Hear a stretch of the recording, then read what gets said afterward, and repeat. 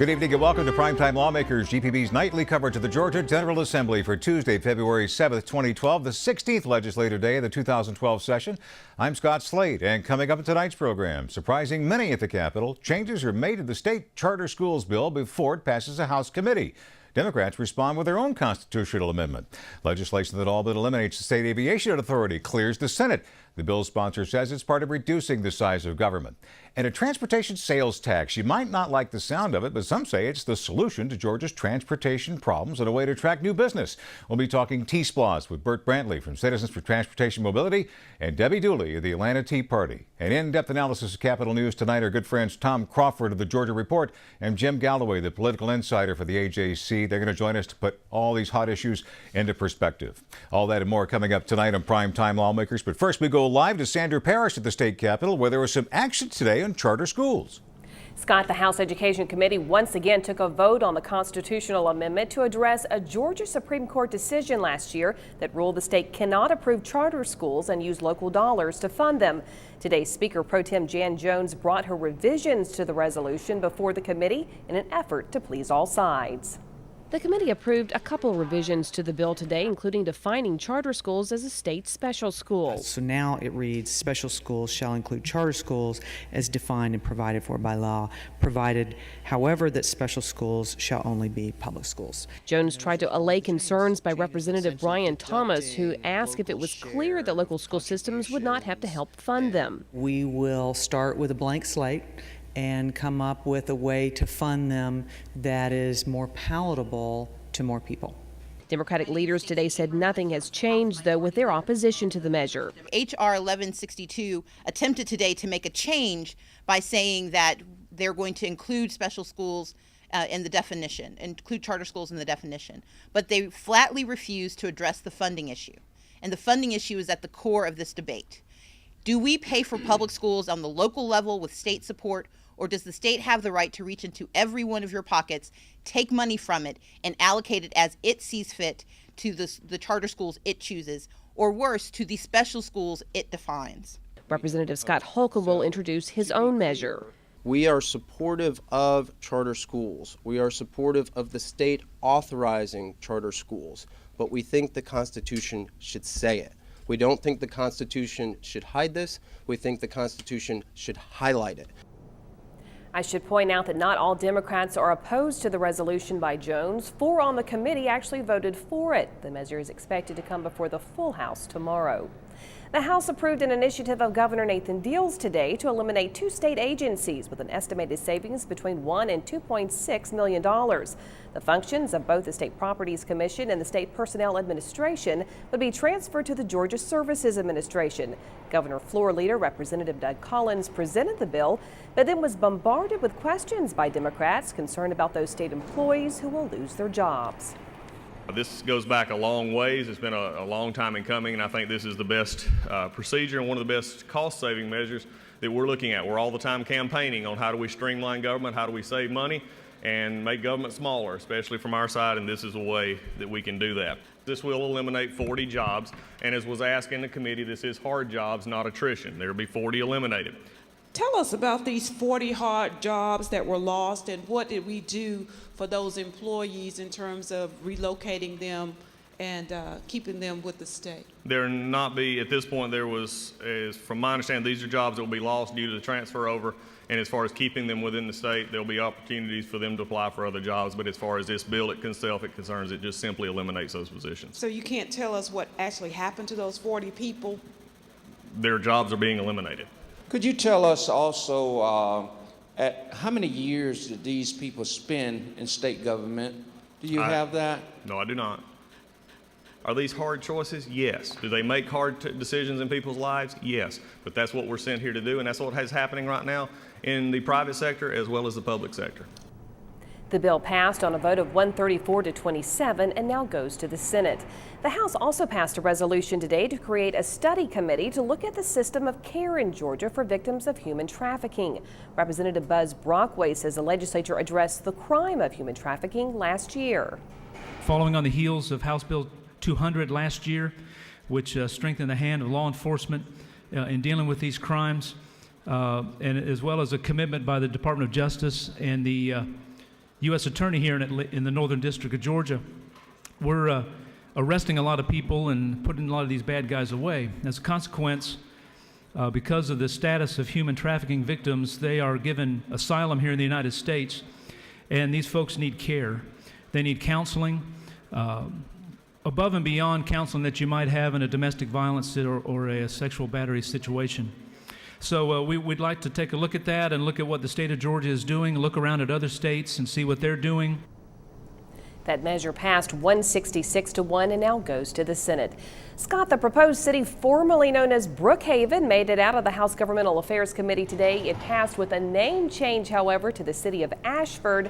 There was concern that the former name could be confused with the section of Atlanta known as Historical Brookhaven.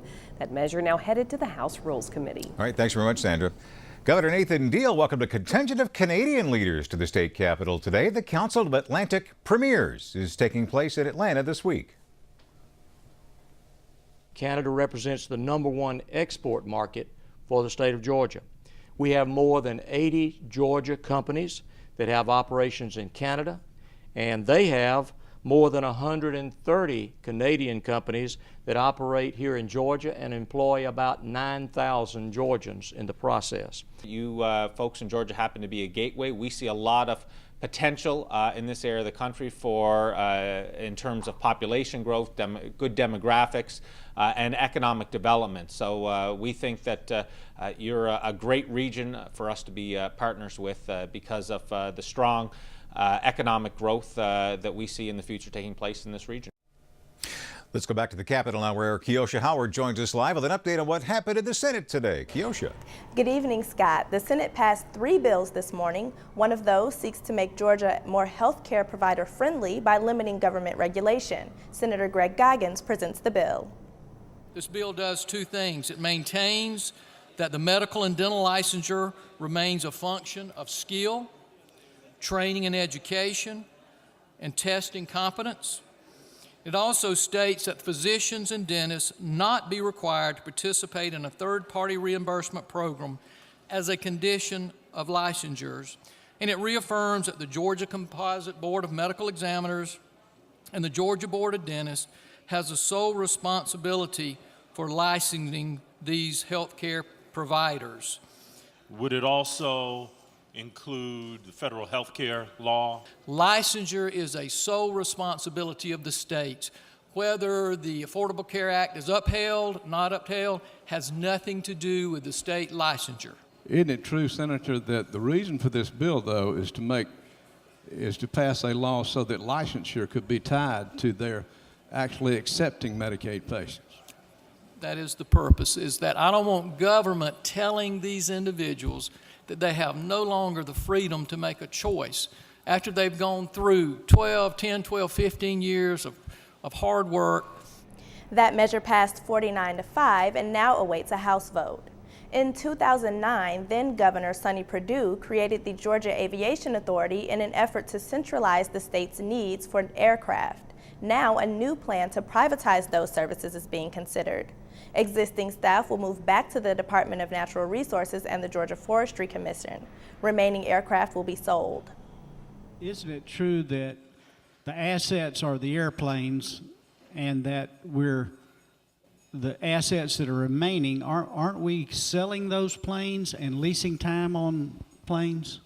That is yet to be determined. We have requests for proposals out to move those functions to the private sector. And we would, in fact, hopefully find it very advantageous to dispose of those airplanes on the market, put those assets back in the bank, and move forward. Well, wouldn't it make sense if we wait till we get those requests for proposals to see if we actually will save money before we dismantle an authority that we just created 2 years ago? I think it's clearly evident that we're going to save money. We have 4 King Airs currently, but that's not the impetus of this bill. This bill is just transferring those assets to the Forestry Commission and the DNR. It really doesn't relate to the, as you state, the dismantling of the Aviation Authority. The measure moves on to the House. The Senate also gave final passage to a bill that would allow graduates of 3-year nursing programs to be licensed as both registered and practical nurses. That bill passed unanimously and now goes to the governor. Also today, Senate Democrats unveiled 2 pieces of legislation that seek to increase voter access. Senator Vincent Fort says that allowing Georgians to register to vote online and on Election Day will do just that. In recent years, the Georgia General Assembly, unfortunately, has made it harder to vote at every turn. Over the last 8 years, we have seen voter ID laws which require citizens to jump through additional bureaucratic hoops, and early voting has been curtailed just last year. At the same time, voters, especially younger voters, want and need access to online registration options. These bills would make it easier, not harder, to exercise every citizen's right to vote. In my same-day registration bill, unregistered voters would be able to go to their polling place on Election Day and register to vote, and then be allowed to vote a provisional ballot. The online voter registration bill would allow individuals to be able to register to vote online. There is concern that these measures could heighten voter fraud. Currently, 9 states allow same-day voter registrations, 4 allow online registration. Scott, I guess we'll just have to wait and see if Georgia joins them. We will. And in fact, registration ended yesterday for the upcoming March 6th presidential preference primary. Thanks, Kiosha. There's hardly any debate that Metro Atlanta is a traffic problem. Just ask any commuter who has to drive to work around here. Further than that, many other areas in the state have traffic issues. Savannah, Macon, Columbus, even some rural areas. After years of false starts, the General Assembly decided on a statewide transportation plan to address these problems and passed it into law 2 years ago. The plan takes a regional approach and will place a referendum on local ballots asking voters to decide if they approve a special 1-cent sales tax intended to fund transportation projects in their areas. It's called a Transportation Special Local Option Sales Tax, usually shortened to T-SPLOST. Voters will have a chance to vote on the T-SPLOST to the general primary, which will be held on July 31st. Tonight, we're talking T-SPLOST, and I'm joined on set by Bert Brantley of Citizens for Transportation Mobility. Bert was Governor Sonny Perdue's communications director when the T-SPLOST bill passed. He also serves on the board of the Georgia Public Telecommunications Commission, the governing board of GPB. And Debbie Dooley is co-founder of the Atlanta Tea Party and national coordinator for the Tea Party Patriots. Thank you both for joining us here this evening. Thank you. It's a pleasure to be here. I think this might be the first statewide forum where we get a chance to talk about both sides of this issue. The first time we've been able to do this. There's going to be a lot of that to come between now and July 31st, but let's see if we can make some ground here and explain just what's going on. And Bert, let me start with you, making the case on why we need to go through this, especially for Metro Atlanta, where your interest is. Well, I think everybody agrees, as you said in the opening, that there's a traffic problem in Atlanta, and so the question is really how are we going to solve that? And the legislature wrestled with this for a couple of years and decided that to give the voters the opportunity to vote themselves on whether or not they want to fund transportation programs that will allow them to get home earlier, will allow them to get to their kids' baseball games and to the concert recitals and all the things that we get frustrated stuck in traffic. I drive through 3 counties every day to get to work, and 63% of our residents do that. They work in another county than the one they live. So the regional approach is meant to address these kind of projects that have regional impact, that really we need these projects to unlock our traffic knots that are out there that we see every morning, every afternoon. Each of these 12 transportation regions in the state came up with their own list of projects. They were vetted from the city and county level on up. There's a lot of infighting about this. The lists were finalized. We might have a chance to talk about reopening those lists before we're through tonight, but I want to get to Debbie Dooley. What's the Tea Party's take on this process? Our take on this process is that this TIA, or T-SPLOST, is a tax trap. Number one, especially in this Metro Atlanta area, over half of the projects, 52%, do little. There are more or less projects for in development projects, economic development projects. They do very little to alleviate traffic congestion. And this is a trap. MARTA, for example, lost $500 million since 2009, yet this will expand MARTA, and this is one of the major problems that we have with this T-SPLOST is because they put the different construction and road projects in place, but where's the money going to come for with the maintenance? A lot of the rails in Texas, all over the nation, you hear them talking about how it is a taxpayer boondoggle because they put the projects and completed the projects, but who pays for the maintenance on it? And it soaks the taxpayers. Many of these projects are not complete, so this will expand the tax after 10 years. This is a tax that will never end. But things like this, utility projects like this, I mean, you don't make profits on sewers. You don't make profits on bridges. I mean, and so there has to be something along the way, the gas tax and that sort of thing. I mean, don't you have to spend money sometimes that you're not going to make money on? Is that the problem with this? Well, another issue is that they are asking in this economy voters to raise taxes on themselves. Mm-hmm. All the time they're talking about spending $700 million building a stadium for the Atlanta Falcons. But that doesn't have anything to do with this. Well, it does have something to do with this. T-SPLOST. They can use that money, the city of Atlanta, Mayor Reed can use that money, use the hotel tax.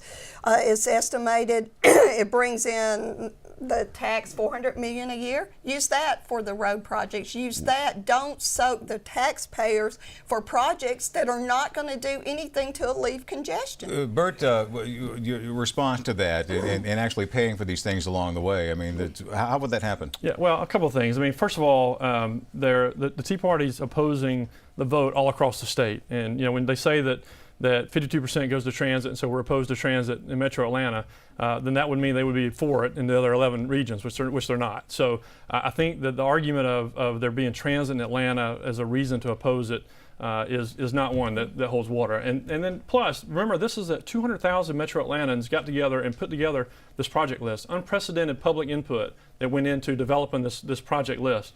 So, you know, you have here a project list developed by the people, and we're putting it out to the people to vote for. Mm-hmm. I think if the original Tea Partiers in Boston would have had a chance to vote on the tea tax, then they would have considered it revolutionary if they'd had a chance to vote on a tax. So, you know, I think that we are putting the power to the people here. We're allowing people to vote on a project list developed by them that got unanimous support from the round table, which nobody thought was possible. This has really been a historic process to even get to this point. And so, you know, I understand people are going to be against it, and that's certainly fine. But in terms of, we need to fix our traffic situation. I don't think there's any question about that. And so this is, the legislature put this process together, and the project list is here. And we're ready for people to vote. Do we have data that show these project lists, especially Metro Atlanta, because we're kind of concentrating that tonight, will actually improve congestion? 157 projects around the Metro Atlanta area, and every one of these projects came from a approved regional transportation plan. They were on a list before they ever started.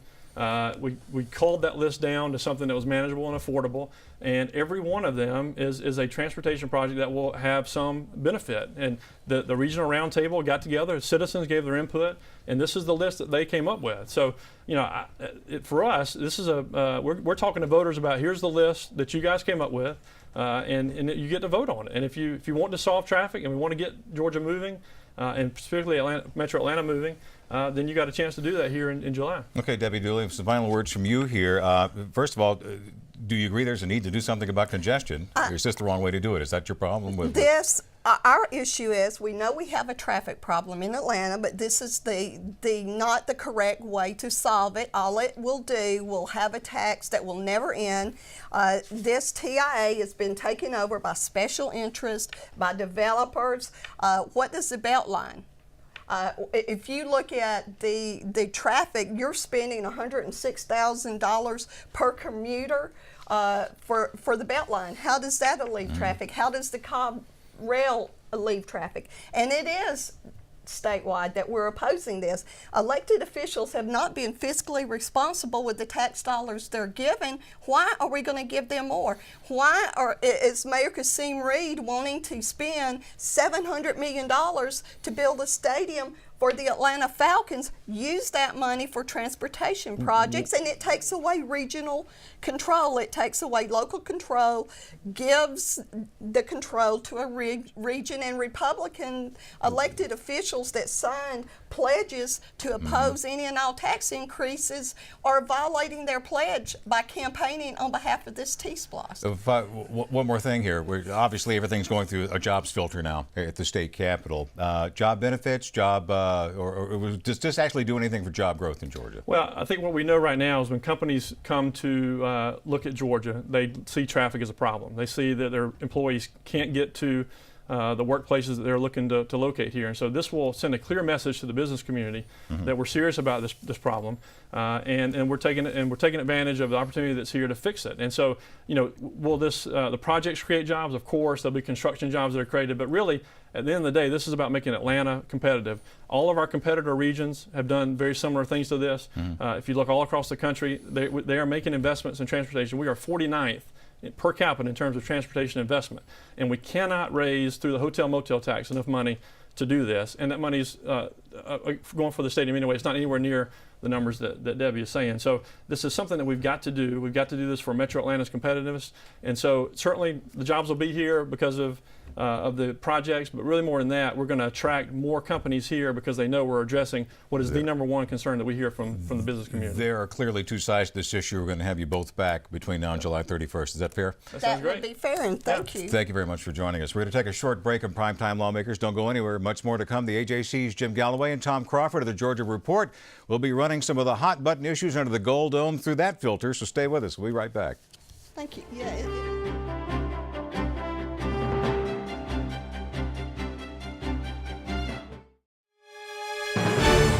Back on Primetime Lawmakers tonight, we've been talking about the upcoming July vote of the Transportation Special Local Option Sales Tax, or T-SPLOST, to fund regional transportation projects.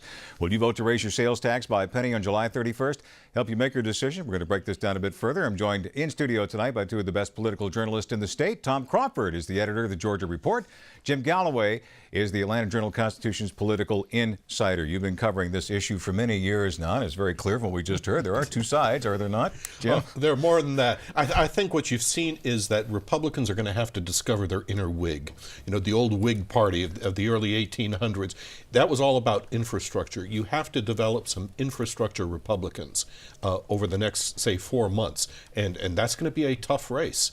But Atlanta has not invested. Metro Atlanta hasn't invested in its roadways, or it's moving people around. Right, but really since freeing the freeways, really back in 1991, that was $1 billion, wasn't it, Tom? It was a lot of money, yeah, and it's been a long time since that happened. But I think the intensity of the discussion you just had, Scott, is an indication of why this is going to be such a hard sell in so many regions around the state. And I think Jim would agree with me.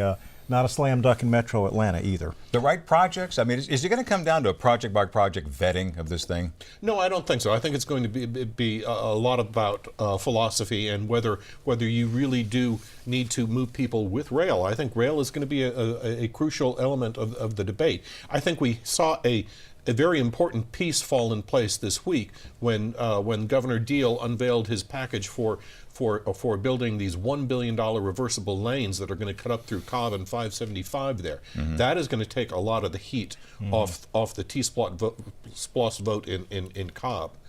Now, and I think you're probably going to get a better vote out of that. Will someone flank this whole thing by coming up with a plan B, Tom? I mean, could that happen? Well, they've said all along this has to pass because there's no plan B. But you know, the reality of it is, if for some reason the T-SPLOST does not pass, somebody will come up with a plan B somewhere. I mean, they will not let the metro area wither on the vine. I think Mr. Brantley was indeed right. I mean, the future of Atlanta business depends on what happens in July, and that's why they're not going to take no for an answer. And they could very well have 3 districts pass it and 9 in Georgia say no. Well, but the key is Metro Atlanta, the 10-county Metro Atlanta. It can fail everywhere else, but it's got to pass in Metro Atlanta, the supporters say. Other hot-button issues include the charter schools amendment moving forward, and they keep tinkering with the language, don't they?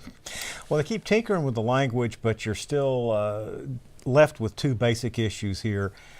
How far can the state go in interfering or reaching in where local school boards are supposed to be making the decisions about schools? You know, it's the issue of, on one side, how can we give people the flexibility to open a charter school, but on the other side, how can we recognize the local control that people put in their local elected school boards? And that's been, I think, a source of friction, especially between Democrats and Republicans all along, and we still see it there. Is it going to get on the floor quickly, Jim, do you think? Well, I think it's got a good chance of passing if it gets to the floor. You've got some enabling legislation that goes along with it that we haven't seen yet in final form, the HB 797, and that would There's some interesting phraseology like a school system needs, the environment for school choice needs to flourish. What does that mean? We don't know what that means. Right. Is the school board obligated to respond to every request from a parent or from a member of the community? That's another one. What do you think about the pace of the legislature so far and the lack of, really, when you get right down to it, substantial issues making it to the floor? Well, with the exception of the charter school issue that we've been discussing, there have been very few really big issues this session, and this goes back to what we've talked about before, which is the desire for folks to get out of here so they can start raising money and run in their newly redrawn districts. So I would also just inject an element of conspiracy here. If you burn up all your days on the front end, there are fewer days to argue on the back end, and it's easier to shove something right through. And that tends to happen as we get closer to day 30, doesn't it? It is amazing. Yes, it's amazing how many big bills don't pass until day 39 and day 40. Yeah, as far as the budget's concerned, obviously that's the one thing they have to do. Are there any big fights looming over the big budget? I still don't see it.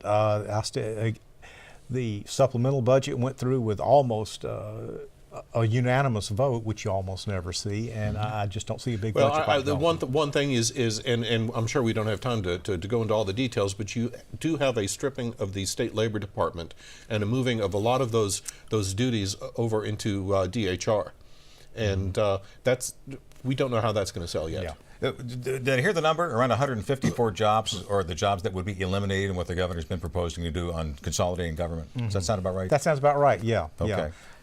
Other issues include tax reform. Are we going anywhere with this energy sales tax exemption? That continues to move, and I think they're going to be able to do something with that. They've got to do some tinkering on it to make sure that local governments don't lose a valuable source of revenue. But I think that's the one tax measure that we're going to see pass this session. And Jim, what are you looking for in the next few days? Well, I would just note that Secretary of State Brian Kemp got us all out from under a very knotty problem by closing the door, slamming the door on birthers, and saying that Barack Obama does indeed deserve a place on the March 6th presidential primary ballot, presidential where politics, he will stand alone. Okay, come to Georgia. Super Tuesday's less than 4 weeks away, or 4 weeks from today. And Mitt Romney, I think, has a campaign event in Georgia tomorrow. Yes, he's got a pair of events. He's got a 4 o'clock rally, and then a 5:36-ish fundraiser. We're still mainly an ATM for the race. Okay, thanks, guys. Great to see you again. Right. And coming up tomorrow on Prime Time Lawmakers, that charter schools bill is moving right along after taking a surprising turn today. Tomorrow night, it'll be the topic of our discussion. If you're a parent or of a school-age child, you don't want to miss this tomorrow night. Plus, all the breaking news from the Capitol and insightful analysis for the best political journalist in the state tomorrow on Prime Time Lawmakers. If you missed any part of this broadcast, it repeats tomorrow morning at 5:30. Coming up next at GPB, Georgia Outdoors. Tonight, Sharon Collins treks the great mysterious Okefenokee Swamp. Georgia Outdoors, Okefenokee is next on GPB. And that's our broadcast for the 16th legislative day of the 2012 session. I'm Scott Slade. Join us tomorrow night at 7 for Prime Time Lawmakers. Have a good night.